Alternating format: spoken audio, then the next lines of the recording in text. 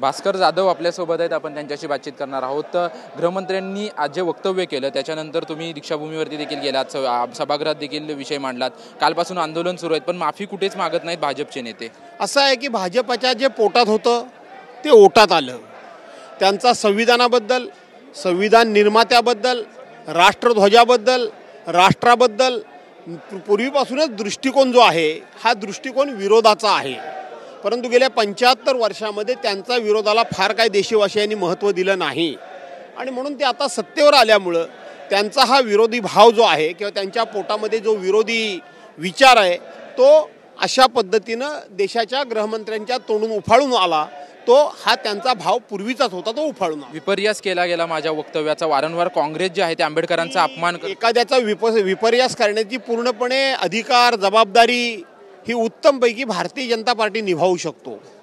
75 वर्षापूर्वी पंडित जवाहरलाल नेहरूंनी काय केलं, 100 वर्षापूर्वी पंडित जवाहरलाल नेहरूंनी काय केलं याचा विपर्यास तुम्ही करता आणि तुम्ही प्रत्यक्षपणे बोलल्याच्या क्लिप तुमच्या पार्लमेंटमधून बाहेर येतात, त्याला विपर्यास कसा म्हणायचा?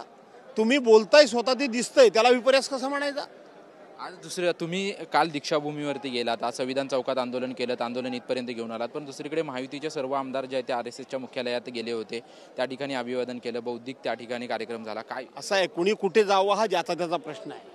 आम्ही संविधान निर्मात्याचा अपमान झाला म्हणून आम्ही काल चैत्यभूमीवर, आपल्या दीक्षाभूमीवर गेलो।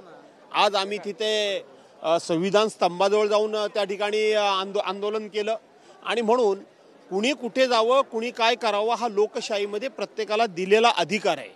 परंतु आमचा जो धोरण आहे की अशा पद्धतीनं संविधानकर्त्यावर, या ठिकाणी संविधान निर्मात्यावर अशा पद्धतीनं अश्लाघ्य भाषेमध्ये बोलणं आणि तेही सर्वसामान्य माणूस बोलला नाही तर देशाच्या गृहमंत्री पदासारख्या उच्चपदस्थ माणसानं बोलणं, उच्चपदस्थ नेत्याने बोलणं हे अतिशय गंभीर आहे। शेवटचा प्रश्न, गुलाबराव पाटील असं म्हणतायत की मुख्यालयामध्ये येणं आणि मातोश्रीमध्ये येणं त्या प्रकारे एक समाधानच वाटायचं असं म्हणतायत। असं आहे की कुणी कोणावर टीका करावी ही ज्याच्या त्याच्या विचाराचा आणि कुवतीचा तो भाग आहे।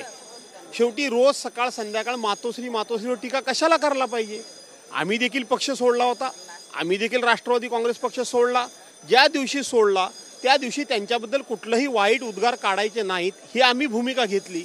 परंतु यांनी सकाळ संध्याकाळ मातोश्रीवर बोलल्याशिवाय यांचं कोणी नावही घेत नाही आणि यांचं कोणी तोंडही बघत नाही, त्यामुळे त्यांना ते बोलावं लागतं। धन्यवाद आमच्याशी बातचीत केल्याबद्दल। आपण पाहतोय की संविधान चौकापासून महाविकास आघाडीचं खरं तर आंदोलन सुरू झालं होतं। ते आंदोलन आता विधानभवनामध्ये पायऱ्यांवरती त्यांनी केलं आणि ज्या पद्धतीने RSSच्या मुख्यालयामध्ये जे नेते गेले होते ते त्यांचा प्रश्न आहे। त्यासोबतच गुलाबराव पाटील यांना मातोश्रीवर बोलल्याशिवाय क्रेज मिळत नाही अशी प्रतिक्रिया जी आहे ते भास्कर जाधव यांनी दिलेली आहे। कॅमेरामन मनीष विचारेसह निवृत्ती बाबर, TV9 मराठी, विधानभवन, नागपूर।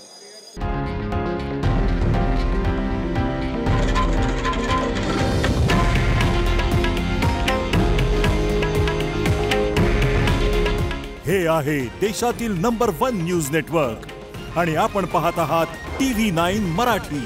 काळजी तुमची, हित महाराष्ट्राचं।